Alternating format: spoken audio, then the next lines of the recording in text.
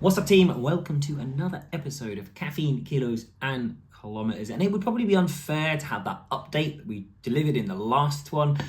And it would probably be unfair to talk about a bodybuilding prep without the kilometres, the cardio part of the Caffeine, Kilos and Kilometres. So here we freaking go. I am still doing 2 sessions a week, pretty much every week of cardio to get those kilometres into my week. One of them is an interval session, one of them is a little bit more of a social, longer run, not in a long run sense, but just getting 10k in, nice steady pace, picking up the steps, and just keeping my general calorie expenditure fairly high. Across the week, I'm averaging about 13,000 steps, and this is putting me in a solid around 600 calorie deficit off the back of maintenance, which is sitting at around 2,800, 2,600. So we are floating around the 2,000 calorie region to 600 to 800 deficit, which is allowing me to lose this 1.1 kilos a week, roughly.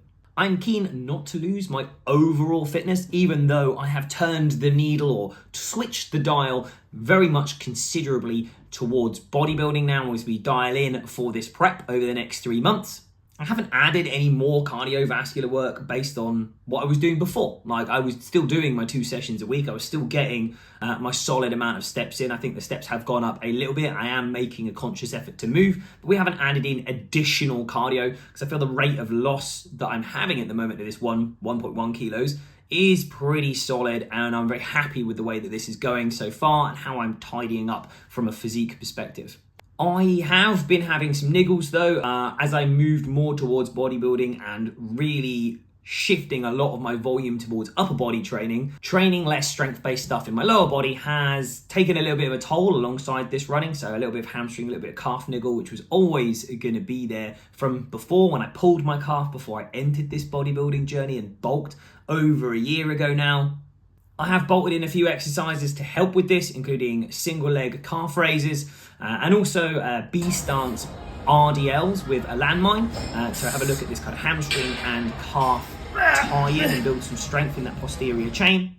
Thinking about a slow eccentric on these as well, so loading out the hamstring really nicely. Hip flexor couch stretch as well, because again, my last run I did have some niggles up in my hip as well, which has got kind of irritated, so banging in some couch stretch just to loosen up and mobilize through the hips, but also any kind of reverse lunge or step down reverse lunge that I've put in there to load up from this squat lunge pattern from the hip, so making sure I'm still getting some hip base work in there around the much bigger volume of upper body work that I've been putting in. Also, I really enjoy training legs, so having the opportunity to put some legs in there is really nice. And now that I've got a little bit more of this balance from upper to lower body, it'll be nice to see how I can build on this balanced physique out of the back of these shows I'm going to do this year and see really where I can take this physique alongside the fitness side of things. Really looking forward to see how I can build the best shape I can, the best symmetry I can, but also enjoy running, enjoying being social with running, enjoying being fit, and not just getting out of breath for no reason. So that balance between the kilometers side of things and also the bodybuilding physique, the shape, and the kilos side of things. So hope you have an absolutely sick week, team, and we'll catch you real soon.